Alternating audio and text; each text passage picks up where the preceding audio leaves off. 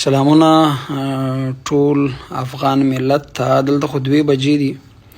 ملګري نهایي ډېرې ویډیوګانې رالیږي زما چیرې 4 کاله پخوانی ویډیو ده. مقصد پښتون ژغورنې غورځنګ لیا دومره په وجود کې هم نه و راغلی. ما ویلي و چې موږ مقصد پښتون ژغورنې غورځنګ دلته نه لوی افغانستان غواړي نه پښتونستان غواړي او نه بله داسې کومه کیسه.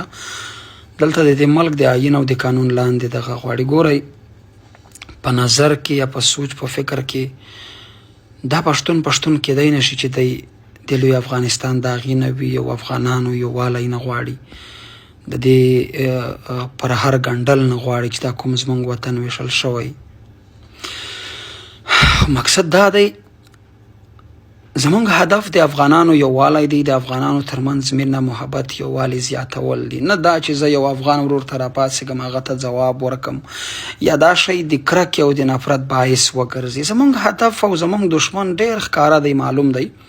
موږ د هغه د ظلم جبر پر ضد د هغه د استعماریت پر خلاف مبارزه کوو. دا په موږ فرض او قرض دی. ضرور نه ده چې موږ هر چاته وضاحت او سپیناوی هر وخت ورکو، خو خپل ولس خپل کام باید په دې ډاډه اوسي. زموږ مبارزه زموږ عبادت هم دغه دی چې پښتانه افغانان سره یو کو په خپل منځ کې د دوی په منځ کې دا نفرت او دا کرکې او دا کرخې او دا بېلتونونه دا له منځه لاړ شي او افغانان پښتانه بیرته په خپل وطن په یو ځای سره میشت شي. زما له دغو ملګرو دغه خواست دی چې تاسې په ځای د دې چې په ما نیوکه کوئ یا په پی ټي ایم نیوکه کوئ، ګورئ زموږ په لوی کور کې ډېرې سختې ستونزې دي، باید د هغې دپاره مبارزه وشي، غږ پورته شي.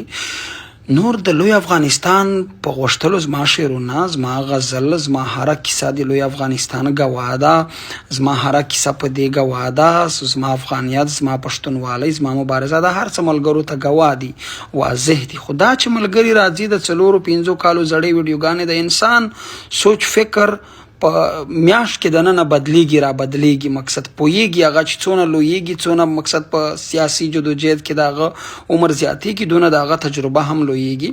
موږ په دې پوهیو چې زموږ یووالی، زموږ د دې وطن یو کول، د افغانانو یووالی زموږ د جنگ د جبر د دغه استعماریت نه د خلاصون ذریعه ده.